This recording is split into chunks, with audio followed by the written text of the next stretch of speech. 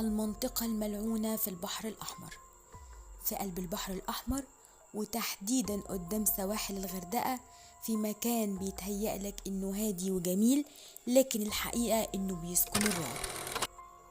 في قصص وحكايات كتير اتقالت إن الجن ساكن المكان هناك بين أمواج البحر، في مثلث اسمه أبو النحاس اختفت فيه سفن وانهارت أحلام وغرق فيه اللي ما بيرجعش.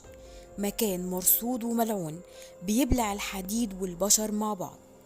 النهاردة هاخدكم في رحلة مرعبة، هنحكي عن مثلث برمودا المصري أو مثلث أبو النحاس، وهنشوف بعين الخيال ليه الناس بتخاف تقرب من هناك، وهل فعلا المكان مسكون بالجن ولا في حقيقة علمية ورا الكلام ده. يقع مثلث أبو النحاس على بعد 35 كيلومتر شمال غرب جزيرة شدوان المواجهة لمدينة الغردقة، وتسمت جزيرة شعب أبو النحاس نظرا لضخامة الشعب المرجانية اللي ظاهرة على سطح البحر. المكان اتسمى بأبو النحاس نظرا للكمية المهولة من حطام السفن الحديدية اللي غرقة هناك. وفي روايات تانية بتقول إن كل السفن اللي عدت كانت متحملة بالمعادن، ومنهم سفينة كانت محملة بمعدن النحاس وغرقت في المكان. السفينة بتغرق من غير سبب واضح، وبعض الغواصين بيقولوا إنهم بيسمعوا أصوات تحت المية، وأحيانا بيحسوا إن في حاجات بتراقبهم. ناس كتير بتقول إن المنطقة دي فيها طاقة مظلمة أو لعنة بحرية. تعالوا معايا في رحلة غطس في مثلث أبو النحاس، هحكي لكم فيها عن السفن وعددهم. المكان مشهور بين الغطاسين لأنه فيه أكتر من 7 سفن غرقة هناك، منهم 5 سفن مشهورة جدا وبقوا مقابر بحرية مفتوحة. المكان على أعماق متوسطة وبيتيح للغواصين الهواة والمحترفين استكشاف الحطام. الغطس فيه رعب وإثارة في نفس الوقت، وبيوصفوه بالغطس وسط الأشباح. أول سفينة بريطانية اسمها اس كرناتيك غرقت سنة 1869، كانت محملة بذهب وخمور وقطن، أبحرت من السويس متجهة إلى الهند. اصطدمت بالشعب المرجانية بعد ما القبطان اتأخر في طلب النجدة، والمية وصلت لغلايات السفينة ومضخات المية باظت. السفينة اتكسرت بعد 36 ساعة. القبطان أمر طاقم السفينة بالنزول لجزيرة شدوان بعد ما فقد 31 راكب، ويعتبر حطام السفينة أقدم وأشهر حطام موجود هناك لحد دلوقتي. والذهب اللي كان فيها تم استخراجه، بس في ناس بتقول إن في جزء لسه موجود في الأعماق. تاني سفينة يونانية اسمها كيرسولاكي غرقت سنة 1981، وحمولتها كانت سيراميك من إيطاليا. كانت ماشية بالليل بسرعة كبيرة جدا، واصطدمت بالشعب وغرقت خلال ساعات قليلة. الحطام سليم تقريبا، والغواصين بيشوفوا حطام السيراميك لحد دلوقتي. بيتقال ان السفينة دي نحس جدا لانها كانت في اخر رحلة ليها قبل ما يتم بيعها. تالت سفينة ألمانية اسمها كيمون ام، وأبحرت من تركيا بتاريخ 12 ديسمبر عام 1978. الشحنة كانت طالعة على اعتبار إنها شحنة عدسات تصوير ومعدات إلكترونية، ولكن يقال إنها كانت شحنة تهريب لمعدات عسكرية.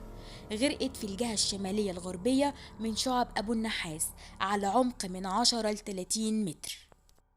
السفينة في ظاهرها كانت مدنية، ولكن في تقارير غير رسمية وغواصين كبار قالوا إنهم لقوا معدات ما كانتش باينة في كشف الشحنة الرسمية. شافوا صناديق ضخمة فيها أجزاء من مركبات عسكرية صغيرة وأجهزة اتصالات قديمة. السفينة غيرت مسارها وأبحرت من تركيا، والمفترض إنها رايحة لجدة في السعودية، ولكن دخلت الممر المصري البحري بدون تنسيق واضح، وده زود الشكوك حوالين طبيعة الشحنة، واصطدمت بالشعب المرجانية نتيجة خطأ ملاحي واضح. وبعض الناس قالوا إنها تعمدت الغرق كنوع من التخلص من الشحنة. السفينة متكسرة نصين، والجزء الخلفي هو اللي واضح، وبيتم التحذير من دخولها لأن في أماكن فيها شظايا معدنية حادة وأماكن مغلقة ممكن تحبس الهواء. وانت برأيك، هل السفينة دي كانت فعلا مجرد سفينة شحن، ولا كانت عملية لتهريب سلاح وعتاد عسكري؟ وهل غرقها كان حادث طبيعي ولا حد حب يخفي أثرها؟ بعض الغواصين قالوا إنهم شافوا ضوء أحمر صغير بيظهر فجأة، وسمعوا أزيز إلكتروني غريب داخل غرفة القيادة. السفينة الرابعة اسمها غيانس دي أو جيانس دي، سفينة يونانية غرقت سنة 1983 وكانت حمولتها أخشاب من تايلاند. السفينة كانت في طريقها لميناء جدة واصطدمت في الشعب المرجانية وغرقت في قاع أبو النحاس. الغريب إن أجزاء كتير منها سقطت في وضع مستقيم كأنها متعمدة. بعض الغواصين بيقولوا إنهم بيحسوا بضيق تنفس كل ما يدخلوا لحطام السفينة، وتحديدا في غرفة القبطان. وآخر سفينة اسمها ماركوس، في تقارير قالت إنها ألمانية وتقارير تانية قالت إنها قبرصية. غرقت سنة 1983 في نفس السنة اللي غرقت فيها غيانس دي.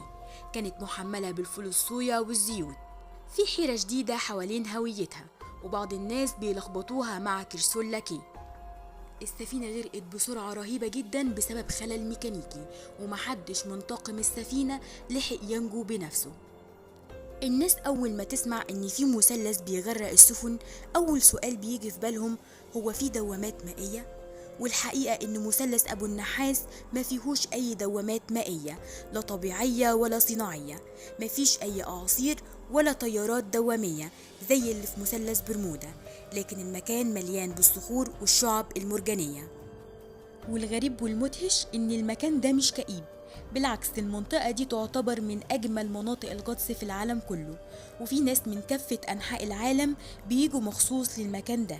المية شفافة والشعب المرجانية عاملة لوحة سحرية في المية، وكأنها جنينة سرية وسط البحر، لدرجة إن كتير من الغواصين بيقولوا إحنا مش نازلين نغطس، إحنا داخلين نعيش في حلم ملون بالغموض.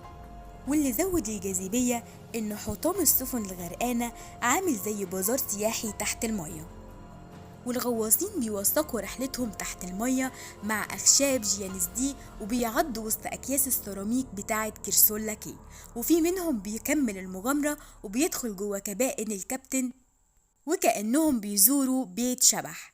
المكان بقى مزار بحري فريد بيجمع بين سحر الطبيعة ورعب التاريخ وجاذبية المغامرة، يعتبر زيارة لمتحف مفتوح وسط بحر من الأسرار. السفن دي مش مجرد حديد وذكريات، دول أرواح غرقت في مكان شكله طبيعي وساحر جدا. كل غطسة في أبو النحاس مش بس مغامرة، دي مواجهة مع الماضي، مع الصمت اللي بيحكي حكايات رعب من غير صوت. لو هتنزل تغطس هناك ما تنساش تبص وراك، يمكن تلاقي عيون بتراقبك من بين الحطام. دي كانت حكايتنا النهاردة، هستنى رأيكم وقولولي هل تعرفوا المكان ده ولا أول مرة تسمعوا عنه. ما تنسوش تدعموني. سلام.